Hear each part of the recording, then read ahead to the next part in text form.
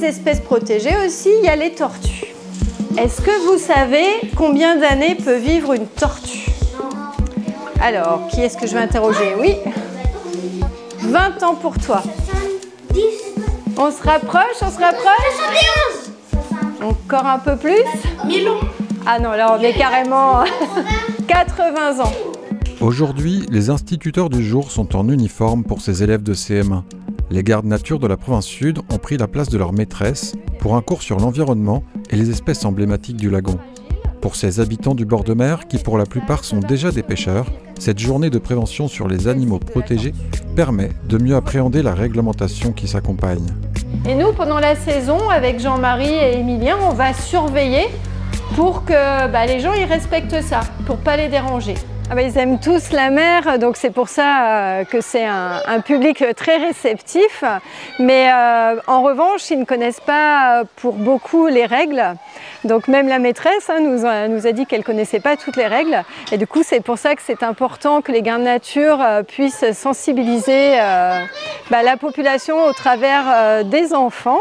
Et puis que tous ensemble, on respecte le milieu marin grâce à cette réglementation et tout ce travail mis en place.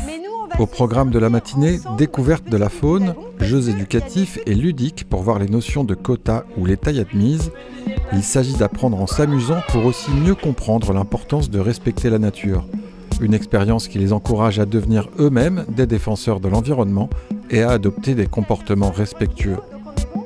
Donc 20 kilos dans votre glacière, c'est possible? Oui. Ouais, donc là vous avez fait une belle pêche, vous pouvez rentrer à la maison. Je savais pas que c'était protégé les picots. Samedi prochain, si je vais à la pêche, je sais qu'il ne faut pas attraper cet animal. Ou si je pars en bateau et je vois une baleine, il ne faut pas s'approcher trop près, sinon ça va l'énerver. Quand je vais en bateau, il ne faut pas trop que je m'approche des baleines.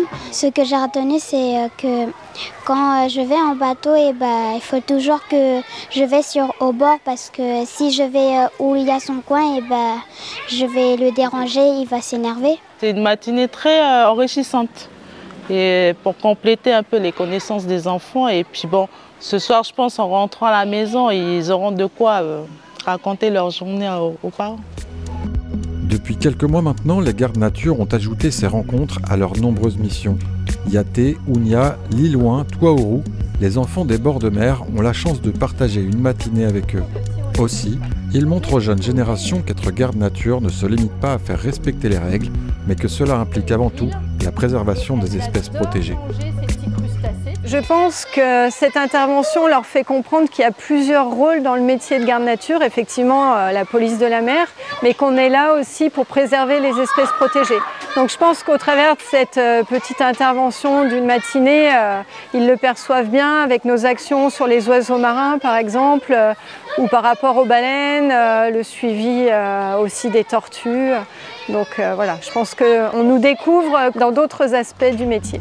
Pour ces jeunes écoliers, ces échanges leur permettent de prendre conscience de la fragilité de notre écosystème et de l'importance de le protéger. Une leçon précieuse qui façonnera leur relation avec la nature. Qu'est-ce qu'il faut retenir de ce que vous avez vu ce matin? Est-ce qu'on a le droit de tout pêcher? Non!